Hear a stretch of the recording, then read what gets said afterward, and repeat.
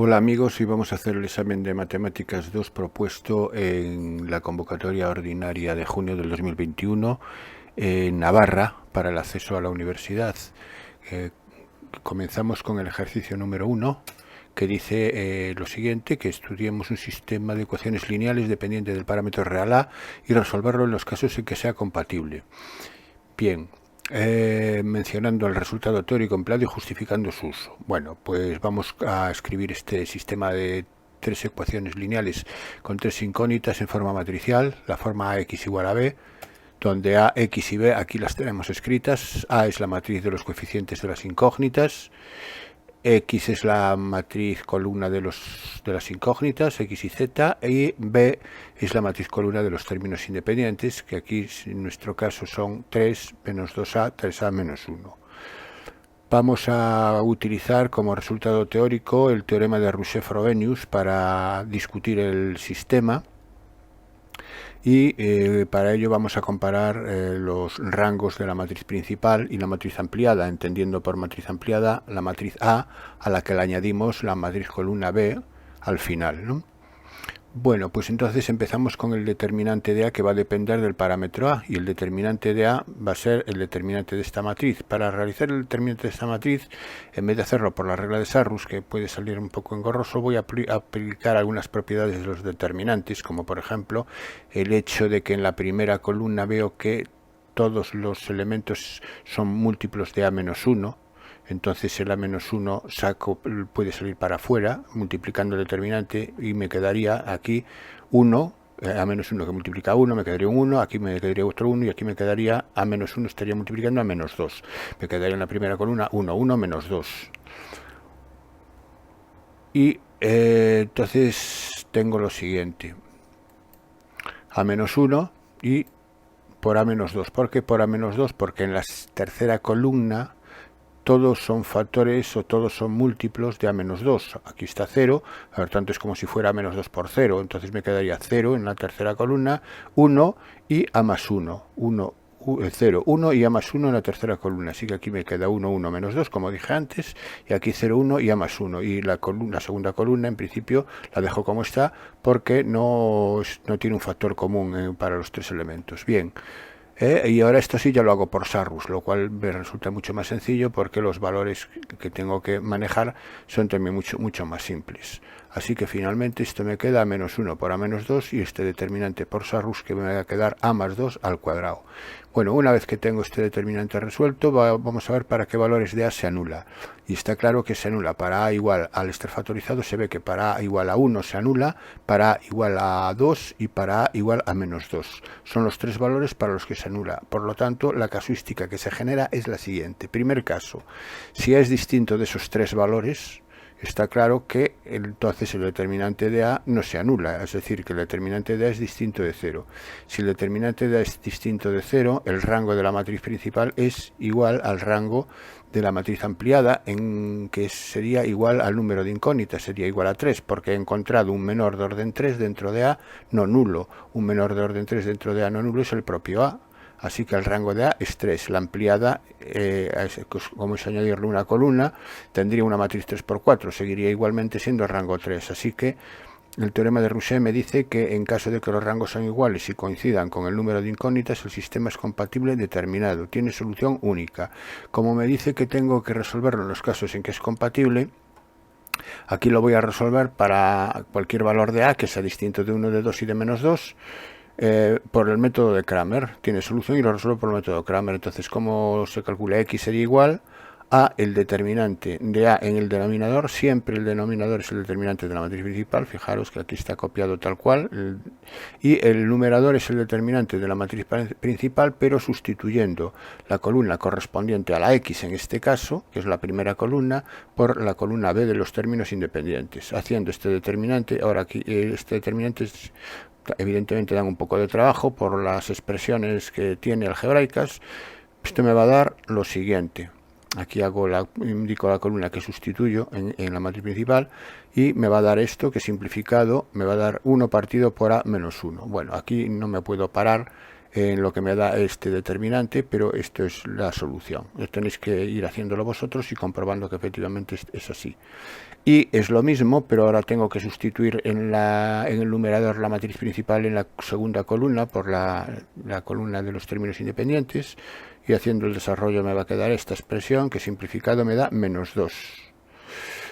Se va todo por simplificación y da menos 2. Y la z, vamos a pasar, x, la y ya la tengo aquí, y la z es lo mismo, pero ahora sustituyendo la columna tercera de A por la columna B. Es decir, aquí estoy haciendo esta sustitución. Y al hacer el determinante del numerador y simplificar, me queda 1 partido por A menos 2. Bueno, estas soluciones están comprobadas, están correctas, entonces lo que tenéis que hacer es comprobarlo vosotros, que os da lo mismo. Y vamos al siguiente caso. Quedamos entonces que los casos eran A igual a, vamos a recordarlo de nuevo, los casos eran A igual a 1, era uno de los casos en que el determinante de A era 0, entonces vamos a ver el caso A igual a 1. Para el caso igual a 1, ahora A sustituimos en la matriz principal A el valor del parámetro por 1 y obtenemos esta matriz. ¿Cuánto vale el rango de esta matriz? Evidentemente el rango no puede ser 3, sabemos que el determinante de esta matriz es 0 porque era uno de los valores para los que se anulaba A, y el rango es 2.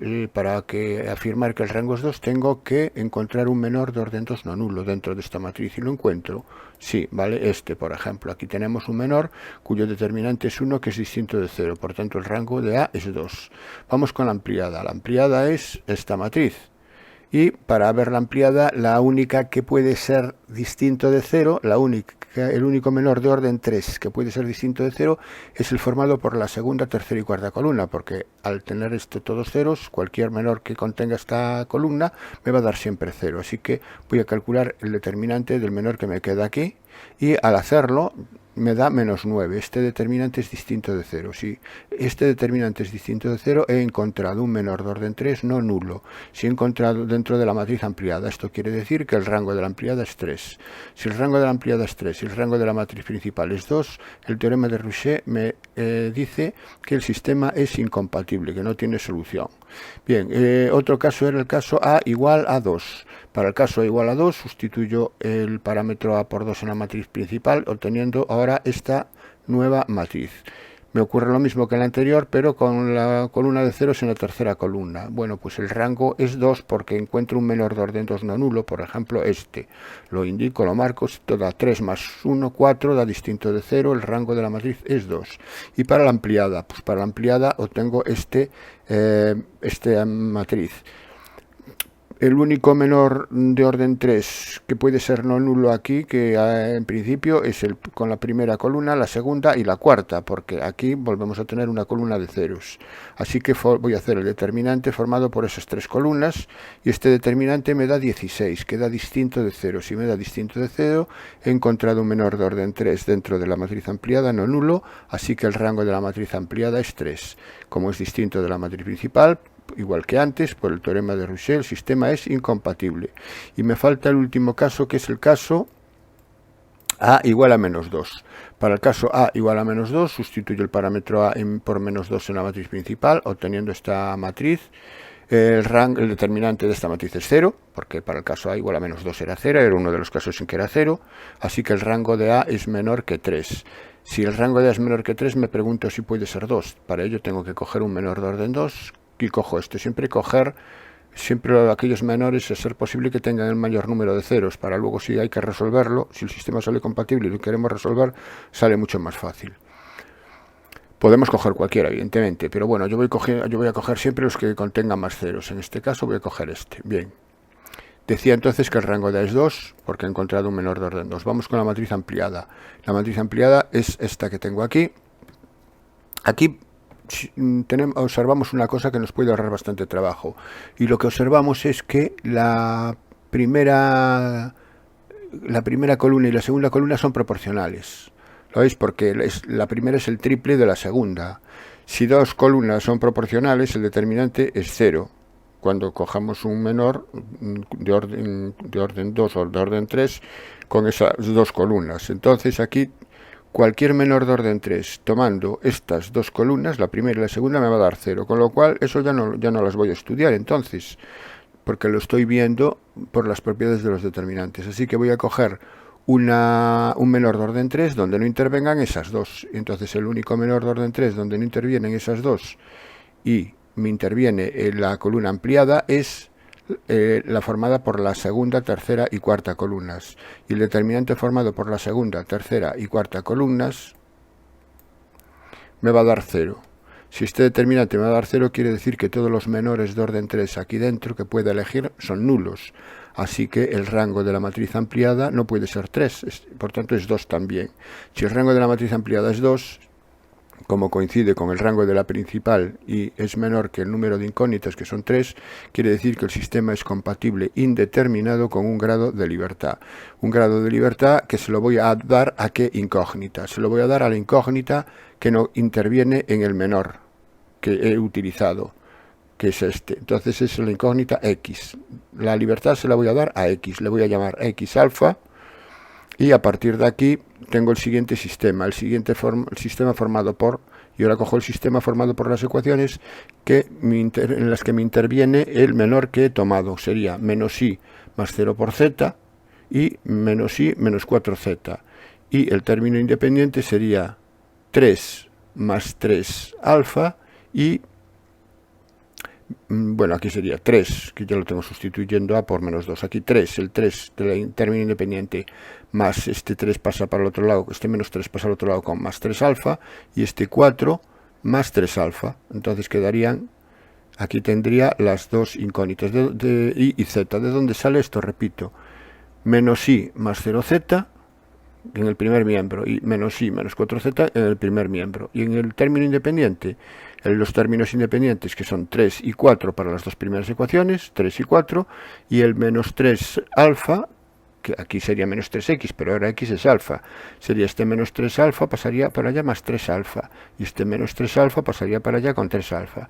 Y resuelvo esto, aquí la i ya está despejada prácticamente, si menos i es 3 más 3 alfa, menos i es menos 3 alfa, y la z la despejo de la otra, sustituyo la menos i por menos 3 alfa, y al final me queda que z es igual a menos un cuarto, con lo cual las soluciones de este caso para el sistema, las infinitas soluciones son x igual a alfa, y igual a menos 3 alfa y z igual a menos un cuarto, donde alfa toma cualquier número real, toma cualquier valor real.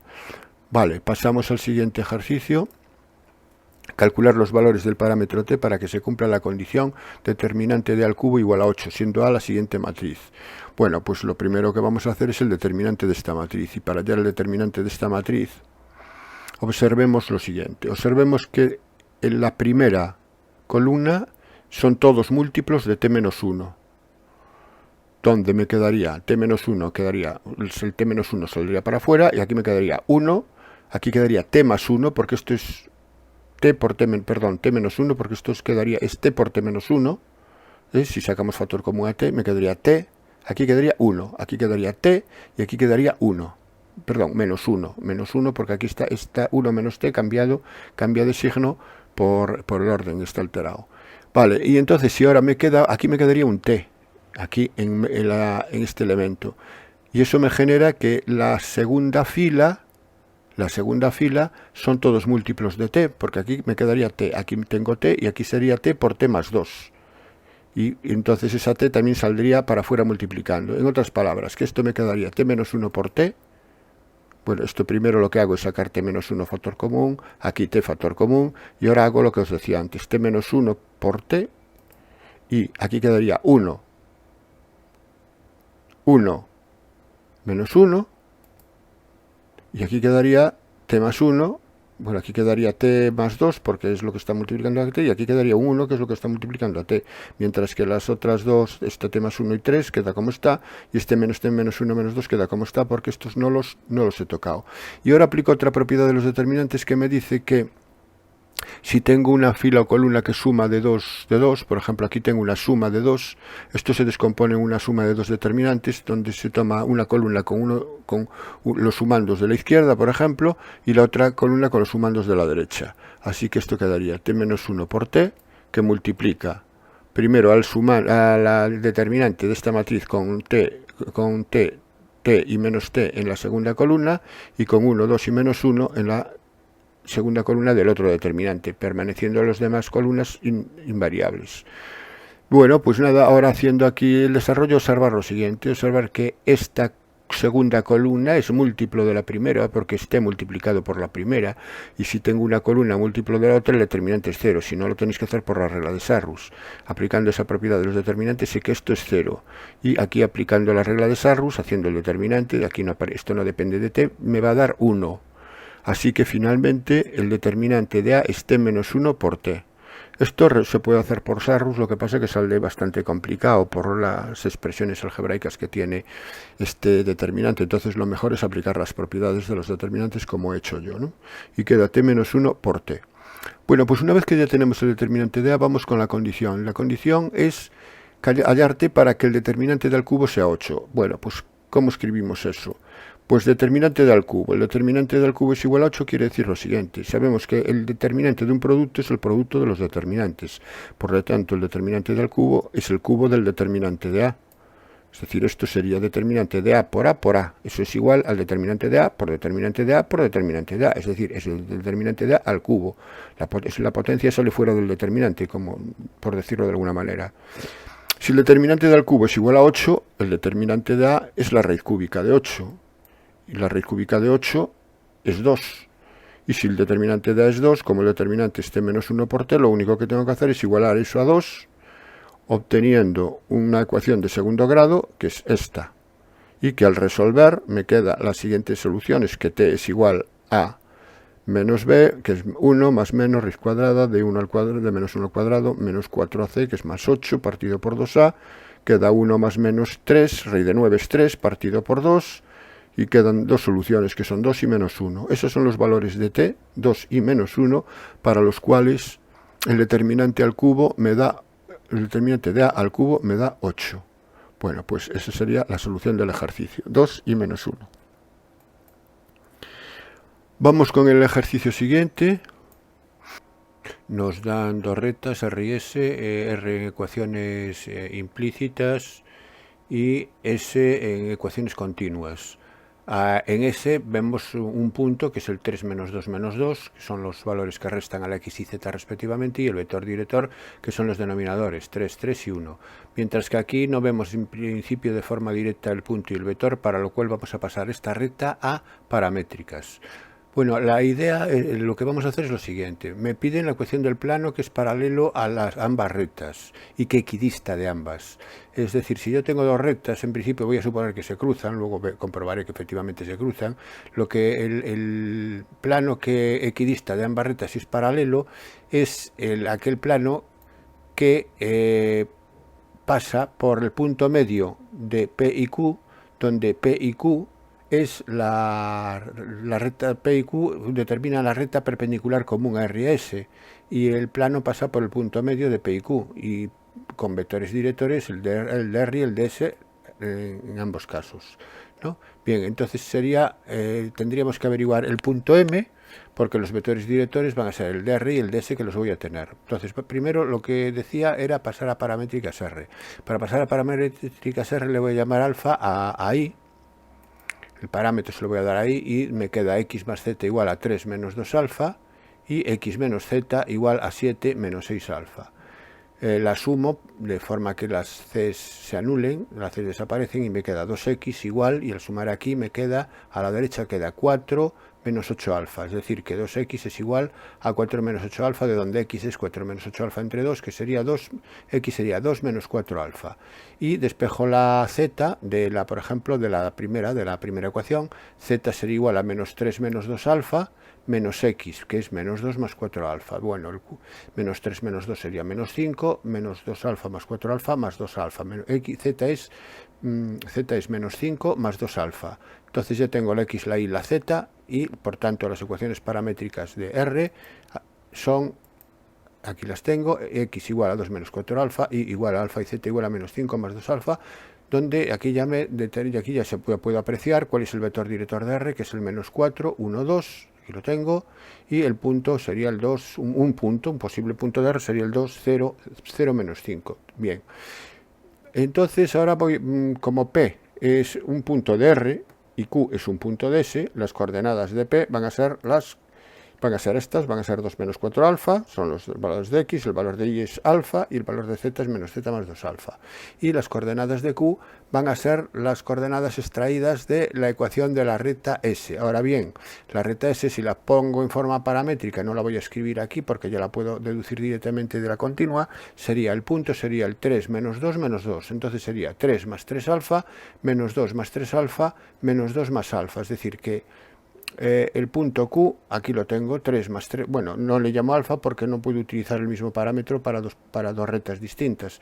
Utilizo el parámetro beta, pero sería lo que decía, 3 más 3 beta, menos 2 más 3 beta, menos 2 más beta. Este sería un punto genérico de la recta S. Entonces, ahora, como es la recta que une P y Q es una perpendicular común a R y a S, sé que el producto el producto escalar de PQ, el vector PQ, que son las coordenadas de Q menos las de P, hago la resta y me queda esto es el vector PQ.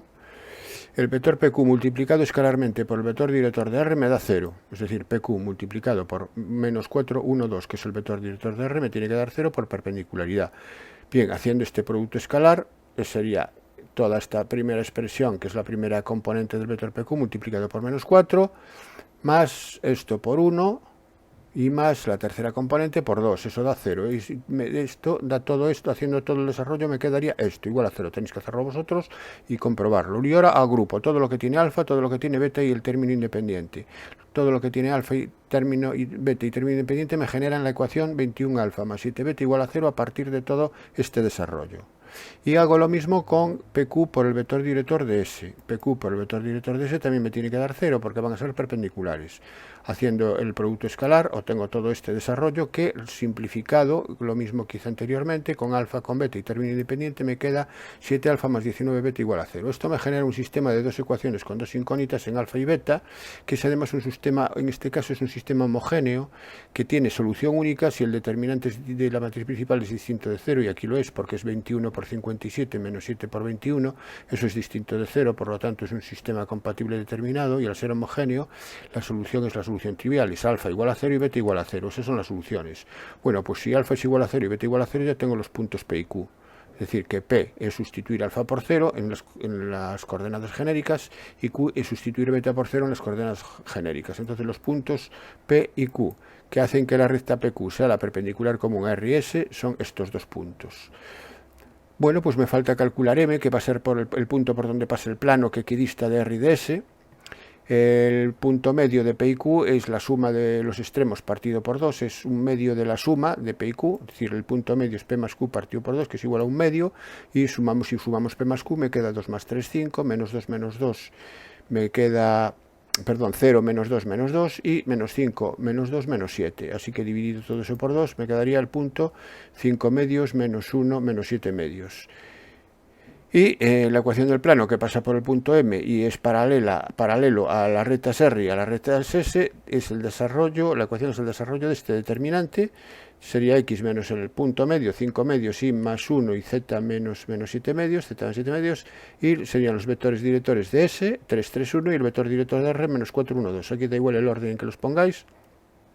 Igual a 0. Al hacer el desarrollo de este determinante por la primera fila, me queda X menos 5 medios por su adjunto, que es 6 menos 1, 5. El adjunto aquí cambia de signo, por eso ya le cambio de signo al principio, menos Y más 1 por el determinante del menor, 3 por 2, 6 más 4, 10, por 10, y más Z más 7 medios por su adjunto, que es 3 más 12, 15. Bueno, haciendo el desarrollo de todo este paréntesis y sacando denominadores obtengo esta igualdad que puedo dividir por 10, ¿veis? Todos los coeficientes son múltiplos de 10, al dividir por 10 lo queda simplificado y esa es la ecuación del plano que estoy buscando. Pasamos al siguiente ejercicio. Un lado de un paralelogramo está sobre la recta R y otro lado lo determinan los puntos A y B. Calcular los otros dos vértices del paralelogramo sabiendo que su perímetro mide 16 unidades. Bueno, la situación es la siguiente. Tengo un paralelogramo, sabemos que un lado está sobre la recta R, entonces supongamos que esto es R. Y el otro lado lo determinan los puntos A y B. Ahora bien, ¿cuál es el otro lado? ¿Puede ser el lado paralelo o puede ser un lado adyacente? Pues para ello lo que voy a hacer es, si A estuviese en la recta, si A perteneciese a la recta R, pues ya no habría duda de que A sería un punto del lado adyacente, sería este o este. Entonces vamos a ver si A pertenece a la recta R. Para ver si A pertenece a la recta R, sustituyo el X y el Z de A por, en la recta R, a ver si se cumplen las igualdades.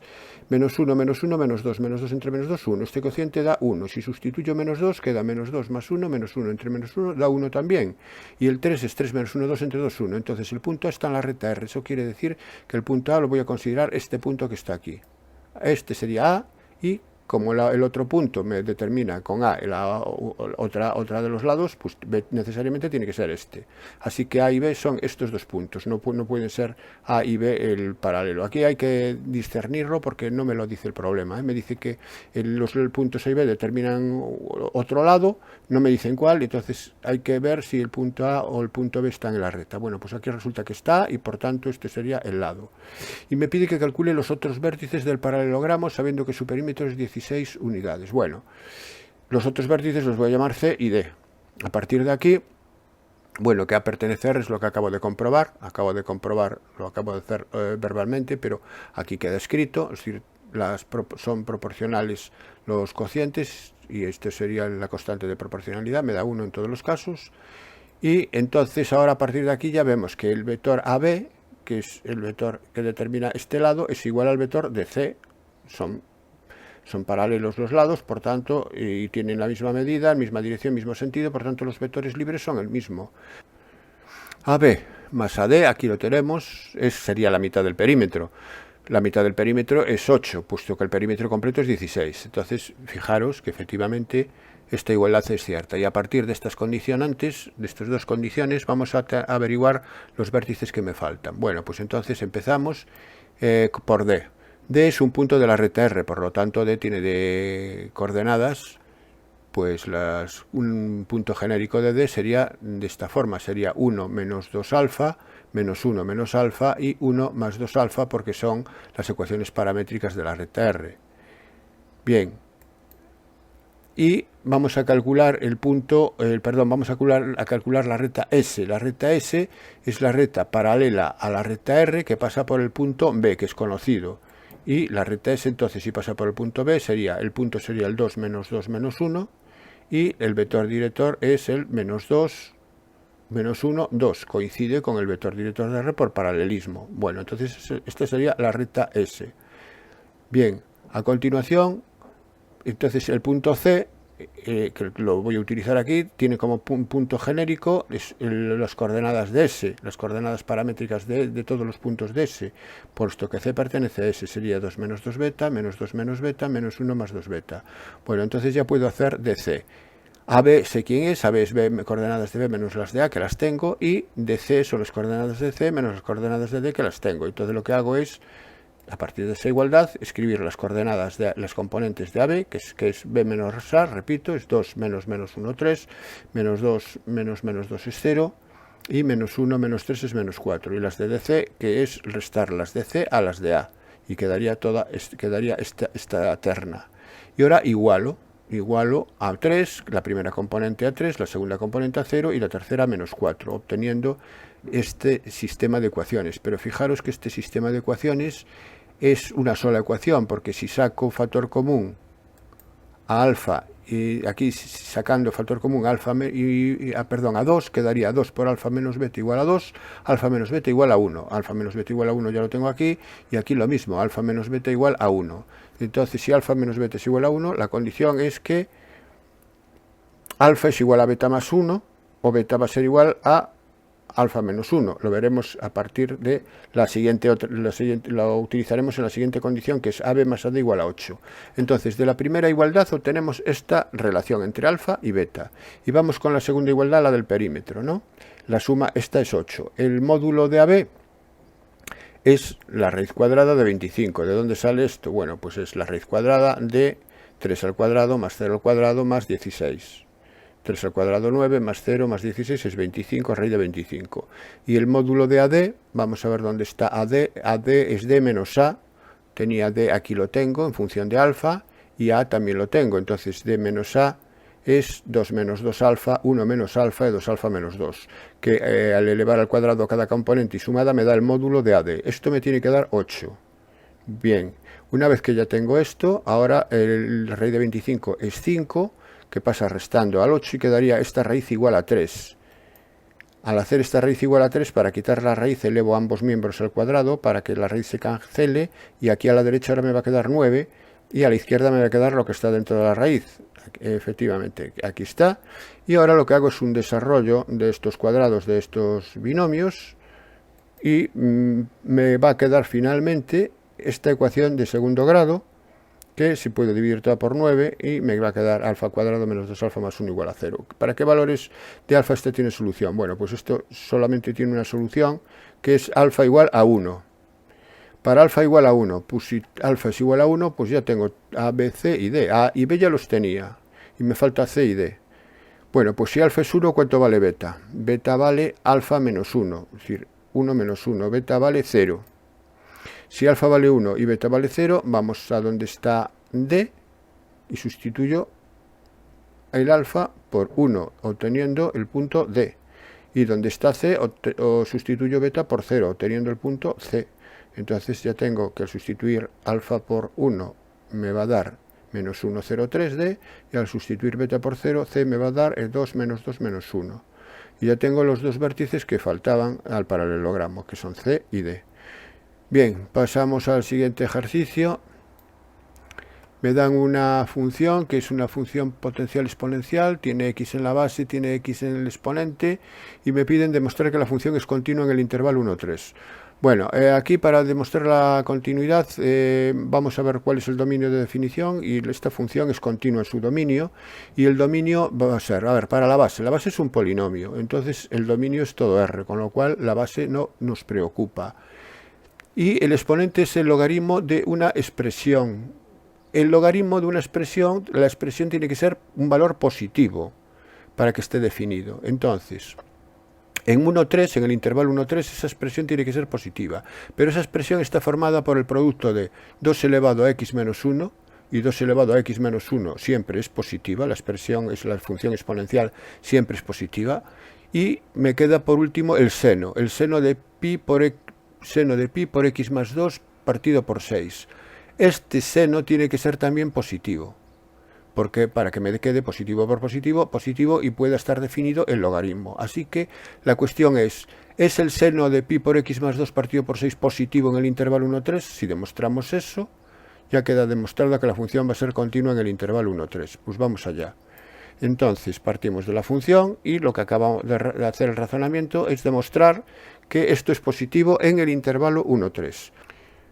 Ahora bien, para que el seno de un ángulo sea positivo, entonces el ángulo, en este caso pi x más 2 partido por 6, aquí lo tengo, dentro de la primera vuelta tiene que estar entre el primero y el segundo cuadrante, es decir, tiene que estar en el intervalo 0, pi, y luego todas las vueltas completas que le quiera dar. Entonces sería 0 más 2k pi y pi más 2k pi. Tendría que estar en ese intervalo.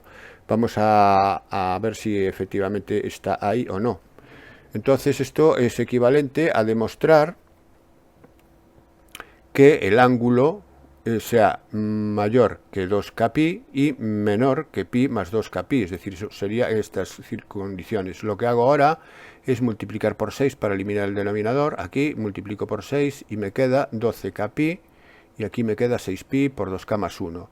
Voy a dividir por pi las tres expresiones. Al dividir por pi se simplifica y me queda 12k menor que x más 2 menor que 12k más 6. Y ahora cojo la x y la despejo, donde el 2 que la está sumando pasa restando a los dos lados de la desigualdad, y aquí quedaría 12k menos 2, y a la derecha quedaría 12k más 4, porque sería el 6 menos 2.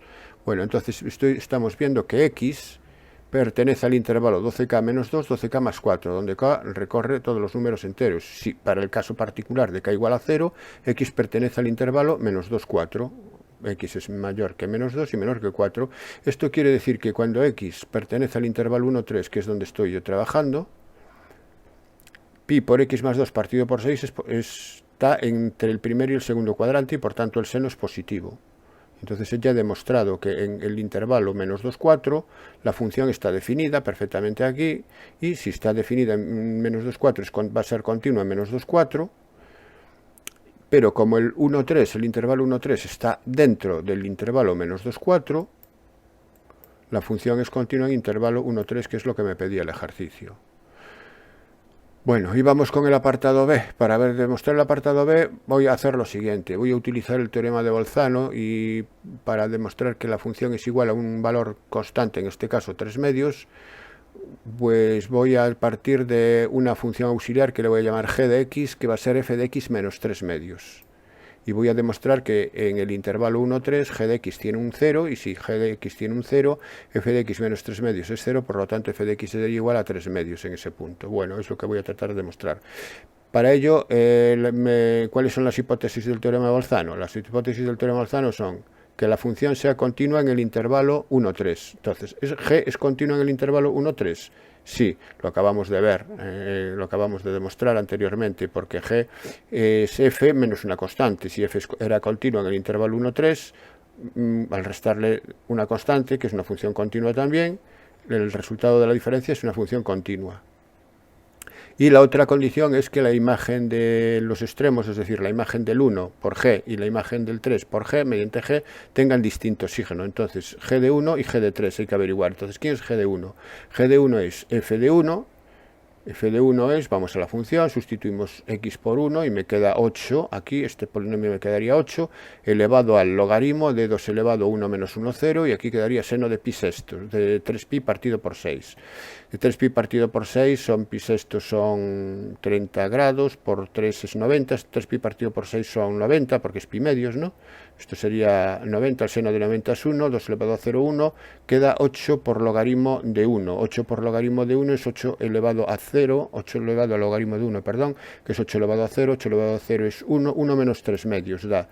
Si esto da 1 menos 3 medios, es menos un medio que da negativo. Vamos a ver cuál es la imagen del 3. La imagen del 3, sustituyo 3 en el polinomio y me da 10, y sustituyendo aquí la 3 por x queda 2 elevado a 2, seno de 3 más 2, 5, 5pi partido por 6, 5pi partido por 6 son 150 grados, el seno de 150 grados, si no me equivoco, es lo mismo que el seno de 30, es un medio, y queda 2 elevado al cuadrado 4 por un medio es 2, queda 10 elevado al logaritmo de 2, efectivamente, menos 3 medios, y 10 elevado al logaritmo decimal, este es el logaritmo decimal, entiendo, de 2, el logaritmo de 10 elevado al logaritmo decimal de 2 es 2, queda 2 menos 3 medios, y 2 menos 3 medios es un medio que es positivo.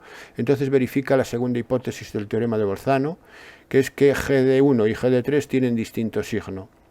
Con lo cual, el teorema de Bolzano me dice que en estas condiciones existe un alfa perteneciente al intervalo 1, 3, tal que g de alfa es igual a 0, que hay un 0 para la función, en este caso la función g, que es la que verifica el teorema. Pero si g de alfa es igual a 0, como g de alfa es f de alfa menos 3 medios, tengo que f de alfa menos 3 medios es igual a 0, de donde f de alfa es igual a 3 medios. Que he encontrado, entonces, he encontrado un alfa en el intervalo 1, 3, de modo que f de alfa es igual a 3 medios, aplicando el teorema de Bolzano. Bueno, esto es un poco complicado, sobre todo la parte de la continuidad, porque demostrar la continuidad de una función en un intervalo de este tipo es lo que tiene, ¿no? Vamos al siguiente problema. Calcular las asíntotas de esta función y estudiar la posición de la curva respecto a ellas. Bueno, las asíntotas verticales van a ser siempre las candidatas a ser asíntotas verticales, van a ser aquellos puntos que no estén en el dominio. En este caso, ¿qué puntos no están en el dominio? Pues son los que anulan el denominador, y los que anulan el denominador son el 2 y el menos 2. Así que vamos a ver si efectivamente están o no están. Entonces, calculo el límite cuando x tiende a 2 por la derecha. En principio, podríamos calcular para demostrar que x igual a 2 es una asíntota vertical. Lo que calculamos es el límite cuando x tiende a 2, global. Cuando x tiende a 2, el límite da menos 1 partido por 0. Queda infinito, es un infinito, menos 1 partido por 0 es un infinito. Por lo tanto, x igual a 2 sería una asíntota vertical. Lo mismo va a ocurrir con x igual a menos 2. ¿Pero por qué lo hago ahora lateral? ¿Por qué tiendo a 2 por la derecha y tiendo a 2 por la izquierda? Porque me piden que estudie la posición de la curva respecto a ellas. Entonces, si tiende x a 2 por la derecha, la función se puede ir a más infinito a menos infinito, y es lo que quiero saber yo. Cuando digo que la asíntota es vertical, me da igual que vaya más infinito que menos infinito. Sé que es una asíntota vertical, pero si quiero dar la posición de la curva respecto a la asíntota, tengo que estudiar los límites laterales. Entonces, vamos allá. ¿Qué información me da? Me da una información más precisa, por lo siguiente. Cuando x tiende a 2 por la derecha, x es mayor que 2. Si x es mayor que 2, x al cuadrado es mayor que 4. Si x al cuadrado es mayor que 4, x al cuadrado menos 4 es positivo. Entonces la tendencia a cero, esto tiende a cero efectivamente, pero es una tendencia por la derecha del cero, es decir, por la parte positiva del cero. Como el numerador siempre me va a dar menos 1, el numerador no cambia, porque al sustituir x por 0 el numerador es menos 1, me queda menos 1 entre un 0 positivo. Esto quiere decir menos entre más es un menos infinito, eso sería menos infinito, lo cual quiere decir que cuando x tiende a 2 por la derecha, la función se va hacia el menos infinito, se pierde hacia abajo, hacia menos infinito. Y cuando x tiende a 2 por la izquierda. Cuando x tiende a 2 por la izquierda, el argumento es el mismo, es decir, si tiende a 2 por la izquierda, x es menor que 2. Si x es menor que 2, x al cuadrado es menor que 4, y un número menor que 4, si le resto 4, me da negativo. Entonces la tendencia es a 0, pero por la parte negativa. Aquí está mal, es incorrecto, aquí es negativo, es un error, es negativo, entonces quedaría negativo entre negativo, positivo. Así que esto sería más infinito. Está mal, es negativo y aquí es más. Con lo cual, tenemos que aquí es más infinito, es la tendencia. Luego haremos el dibujo y veremos que efectivamente esto se pierde hacia arriba, hacia el más infinito. Bueno, repito, aquí es menos y aquí es más. Entonces ya tengo la asíntota vertical para x igual a 2 y para x igual a menos 2. Para x igual a menos 2, lo mismo. A ver, se va hacia el más infinito a la izquierda de 2, es cuando x tiende a menos 2 por la izquierda. Aquí se va hacia el más infinito. Esto, sin embargo, está bien. Esta afirmación es correcta, porque el fallo está aquí. Aquí es más, Entonces, aquí es más infinito y se va hacia el menos infinito. Aquí lo tenemos a la derecha del 2. Bien, vamos con x igual a menos 2, que es el otro candidato. Y pero hacemos el mismo razonamiento. ¿Qué ocurre cuando x tiende a menos 2 por la derecha? Si x tiende a menos 2 por la derecha, en valor absoluto, x es más pequeño que 2. Si x es más pequeño que 2, porque si x tiende a menos 2 por la derecha, x es del tipo, por la derecha, fijaros, es x del tipo menos 1 y pic, menos 1,9, menos 1,99, ¿no? Entonces, es más pequeño en valor absoluto que 2 al elevarlo al cuadrado, es más pequeño que 4. Al restarlo es negativo, entonces el 0 tiende a negativo. Menos 1 entre menos 0 sería más infinito. Y cuando x tiende a menos 2 por la izquierda, cuando x tiende a menos 2 por la izquierda es al revés, va a tender por el 0 positivo, entonces queda menos 1 entre más menos infinito, esto está correcto, entonces x igual a menos 2 es una asíntota vertical, de forma que va hacia el más infinito cuando x a menos infinito, aquí cuando x está a la izquierda de menos 2, y a más infinito cuando x está a la derecha de menos 2. Vamos con las asíntotas horizontales. Bueno, asíntotas horizontales no va a tener, porque el límite cuando x tiende a infinito de esta función me da infinito, porque el grado del numerador es mayor que el grado del denominador. Al darme infinito no puede haber asíntota horizontal. Vamos con las asíntotas oblicuas. Y las asíntotas oblicuas son del tipo igual a mx más n, en forma explícita, donde m es la pendiente y m se calcula como el límite cuando x tiende a infinito de la función partido por x. Hacemos este límite y me queda el límite de este cociente, que es 1, porque ahora los grados son iguales y es el cociente de los coeficientes de mayor grado. Es 1, por tanto, pendiente 1. ¿Y n? ¿Cómo se calcula n? N es el límite cuando x tiende a infinito de la función menos 1 por x menos x. Haciendo esta operación me queda el límite de este cociente, que me queda 0, porque el grado del denominador es mayor ahora que el del numerador. Este límite vale 0, así que la asíntota oblicua es y igual a x. Y igual a x. Y ahora, para saber si en la asíntota oblicua si la función está por encima o por debajo, lo que vamos a hacer es el límite. Vamos a ver cuál es la diferencia entre f de x y x cuando x tiende a infinito. Si la diferencia es positiva, la gráfica está por encima. Si la diferencia es negativa, la gráfica está por debajo. Así que vamos a calcular el límite cuando x tiende a infinito de la función menos la asíntota. Entonces hacemos esta operación y me queda esta resta, y este límite va a valer cuando x tiende a infinito 0. Pero la cuestión es que el límite va a dar 0 siempre va a ocurrir, porque la asíntota se va pegando cada vez más a la función y por tanto la diferencia va a tender a 0. La cuestión es si tiende al 0 por la parte negativa o por la parte positiva. Es decir, si ese 0 cuando se acerca a 0 va por valores negativos o por valores positivos. Bueno, pues aquí lo vemos. Si damos un valor a x tiende a infinito, entonces si x tiende a infinito, a más infinito, cuando x tiende a más infinito, esto x al cuadrado tiende a más infinito. El denominador es positivo, siempre, y el numerador es negativo. Negativo entre positivo, negativo. Entonces es un 0 por la parte negativa. Y si x tiende a menos infinito, menos infinito al cuadrado sigue siendo infinito al cuadrado positivo. El denominador sigue siendo positivo, pero el numerador es constante negativo. Sigue siendo negativo. Esto quiere decir que si el límite de la diferencia es negativo, es que la asíntota es mayor, entre comillas, que la función. Si la asíntota es mayor que la función está por debajo de la asíntota. Por debajo. La función está por debajo de la asíntota. Vamos a ver cuál es el dibujo de esta gráfica y comprobemos los resultados desde el punto de vista gráfica, aunque el ejercicio no me pida la gráfica. El ejercicio ya estaría resuelto. La gráfica es esta. Aquí la tenemos. La función es la rama verde, y las asíntotas verticales son las dos líneas rojas y la asíntota oblicua es la línea azul. Fijaros cómo la función está por debajo de la asíntota, tanto x tiende a más infinito como x tendiendo a menos infinito. Y ahora fijaros en las verticales. Por ejemplo, cuando x tiende a 2 por la derecha, la función, la verde, cuando x tiende a 2 por la derecha, la verde se va hacia menos infinito, se va para abajo, se va hacia a menos infinito. En menos infinito a la derecha del 2 y a la izquierda del 2 se va hacia más infinito. Por eso que esto está incorrecto, ¿no? Que era lo que decíamos antes. Aquí hay un error. Y lo mismo con el menos 2, podéis comprobarlo con el menos 2 que también funciona. Bueno, pues esta es la solución del ejercicio 6. Pasamos al siguiente. Este es parecido al 5, me dan una función logaritmo neperiano de un cociente y tengo que demostrar que la función es continua en el intervalo 1, 3. Bueno, estos son los más difíciles de demostrar por lo siguiente. A ver, para que la función sea continua tiene que estar definida, es decir, el 1, 3 tiene que estar en el dominio de la función. Y para ello, para cualquier valor de x perteneciente a 1, 3, lo que está el argumento del logaritmo, que es este cociente que tengo aquí, tiene que ser positivo, porque si no el logaritmo no estaría definido. Entonces vamos a ver para qué casos, vamos a ver si en el 1,3 esto está definido. Pues para ello, esto es un cociente, vamos a empezar con el denominador. El denominador no se anula nunca, y si no se anula quiere decir o que es siempre positivo o que es siempre negativo.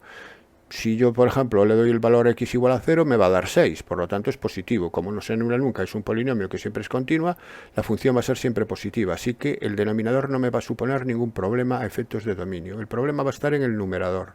Así que, ya repito, el denominador no hay problema. Pasamos entonces al numerador. El numerador, sé que es la expresión que me determina el numerador, es una función continua porque es 5x menos 2 es una recta y aquí un polinomio un x multiplicado por la función seno que es continua, entonces una suma de continuas es continua. Y digo que no se anula en el intervalo 1, 3. ¿Por qué digo que no se anula en el 1, 3? Bueno, si no se anula en el intervalo 1, 3, quiere decir que en el intervalo 1, 3 o es siempre positiva o es siempre negativa. Entonces lo que vamos a demostrar es que primero no se anula y segundo va a ser siempre positiva. Para demostrar que no se anula, voy a hacerlo por reducción al absurdo. Voy a suponer que se anula en un punto del intervalo 1, 3, a ver qué ocurre. Supongamos que existe un punto en el intervalo 1, 3, de forma que esto se anula, es decir, tal que 5x0 menos 2 menos x0 por seno de pi x0 partido por 2 es igual a 0. Bien, supongamos que ocurre esto. Si ocurre esto, dividimos todo por x0 y tengo esta expresión. Al dividir por x0 me queda 5. Bueno, puedo dividir por x0 porque x0 es distinto de 0. x0 es distinto de 0 porque x0 está en el intervalo 1, 3, entonces no puede ser 0. Al ser distinto de 0, por eso puedo dividir todo por x0 sin ningún problema y me quedaría 5 menos 2 partido por x0 igual a, este x0 desaparece y queda igual al seno de pi x0 partido por 2. Bien, hasta aquí esto, el razonamiento es correcto. Seguimos. Una vez que llegamos a esto, obtengo que si como x sub 0 pertenece al intervalo 1, 3, entonces 5 menos 2 partido por x sub 0, bueno, perdón, 2 partido por x sub 0, ¿a qué intervalo pertenece? Aquí tenemos que tener en cuenta una cosa. La función 2 partido por x en el intervalo 1, 3 es una función decreciente. Si es una función decreciente, la imagen del 1 pasa a ser extremo superior del intervalo imagen y la imagen del 3 pasa a ser el extremo inferior. Es decir, que 2 partido por x sub 0 va a pertenecer al intervalo 2 tercios 2 entre 1, que es 2. Va a pertenecer a este intervalo. Esta es la parte más difícil del razonamiento, de que lo veáis. ¿Y esto por qué pertenece a ese intervalo? Pues lo dicho, porque 2 partido por x es decreciente. Vale. Entonces, ¿y qué pasa ahora con el intervalo 5? ¿Qué pasa con la expresión 5 menos 2x sub 0? Entonces, 5 menos 2x sub 0 le resto el seno de pi x sub 0 partido por 2, como es 5 menos 2x sub 0, pertenece al intervalo 5 menos 2 partido por x, también es una función 5 menos x es decreciente. Entonces, al ser decreciente quedaría 5 menos 2 en el primer extremo del intervalo y 5 menos 2 tercios en el segundo. Por la razón siguiente, porque 5 menos x, ahora estoy haciendo 5 menos 2x sub 0, 5 menos x es decreciente. Bien, pues entonces seno de pi x sub 0, seno de pi x sub 0 partido por 2 pertenece al intervalo 3, 13 tercios. Pero aquí llegó una contradicción, porque fijaros que he llegado a deducir a partir de que existe un punto donde se anula la expresión, que me hace que el seno sea mayor que 3. Y el seno de un ángulo, sea cual sea el ángulo, está comprendido entre menos 1 y 1. Por lo tanto, esta es una contradicción que surge del hecho, contradicción con el hecho de que el seno de un ángulo está en el intervalo menos 1, 1, ¿no? Entonces surge del hecho de suponer que esto se anula. Por lo tanto, esta expresión no se anula, es continua y no se anula. Si es continua y no se anula, quiere decir o que es siempre positiva o que es siempre negativa. Para ello tomo un punto del intervalo y lo evalúo en la expresión a ver si me da positivo o negativo. Tomo, por ejemplo, el 2. Lo evalúo la expresión en 2 y al sustituir x por 2, ¿qué me queda? 5 menos 2, 3, menos 2 multiplicado por seno de pi, que es 0. O sea, lo evalúo en 2, dije, 5 por 2, 10, 10 menos 2, 8. 8, da 8. 8, eso da 8 al evaluarlo en 2. Como es positivo, quiere decir que toda la expresión es positiva en el intervalo 1, 3. Así que, si es positivo el numerador y es positivo el denominador, el cociente es positivo y por tanto el logaritmo está definido en el intervalo 1, 3.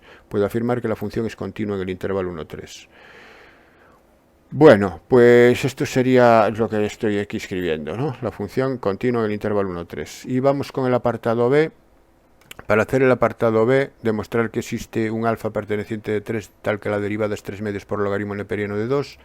Aquí, con la derivada, o es el teorema de Rolle o es el teorema del valor medio. En este caso es el teorema del valor medio, que dice que si la función es continua en el intervalo 1, 3, que lo acabamos de ver, y es derivable en el intervalo 1, 3, bueno, que es derivable en el intervalo 1, 3, aquí no lo voy a demostrar, pero lo es porque la derivada de esta expresión es 1 partido por esta expresión, y esta expresión nunca se anula, quedamos que no se anulaba en el intervalo 1, 3, por tanto 1 partido por, si no se anula, está definida, y por la derivada de este cociente, y la derivada de este cociente me va a dar un cociente donde el denominador es este denominador al cuadrado, que tampoco se anula en el intervalo 1, 3, así que la derivada va a existir y por tanto puedo afirmar que la función es derivable.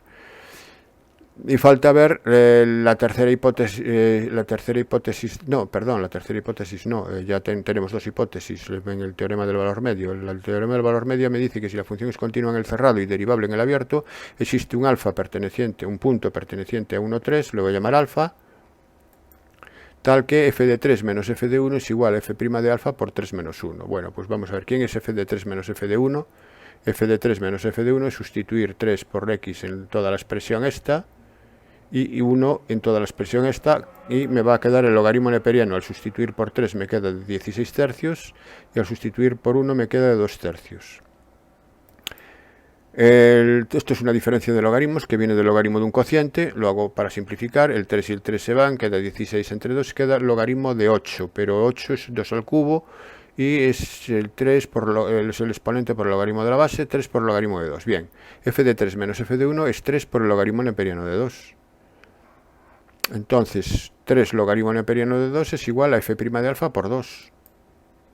Voy aquí a la expresión que tenía anteriormente y me queda que 3 logaritmo neperiano de 2, que es la diferencia entre f3 y f1, es 2, que es el 3 menos 1, por f' de alfa, aquí lo tengo.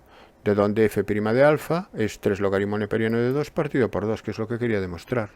También el problema complicado para demostrar sobre todo la continuidad se hace pesado, y luego saber que hay que aplicar, sale el teorema del valor medio del cálculo diferencial para hacer el apartado B.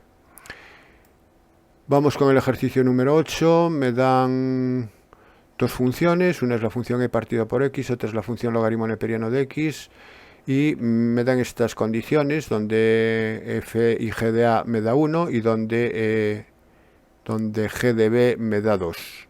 A partir de aquí tengo que calcular a y b, ¿no? Bueno, esto es bastante fácil por lo siguiente. Vamos con el cálculo de a. El cálculo de a lo voy a partir del hecho de que f de a me da 1 o que g de a me da 2. Da igual, cualquiera de los dos me vale. Yo parto del hecho de que f de a es igual a 1. Si f de a es igual a 1, ¿quién era f de a? F de a es e partido por a. Esto quiere decir que e partido por a es igual a 1.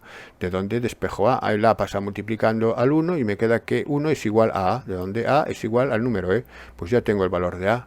Calcula el valor de a y b, ya tengo a vale el número e. Y ahora, ¿cómo calculo b? Para el cálculo de b parto del hecho de que g de b es igual a 2. Si g de b es igual a 2, ¿quién es g de b? G de b es el logaritmo neperiano de b.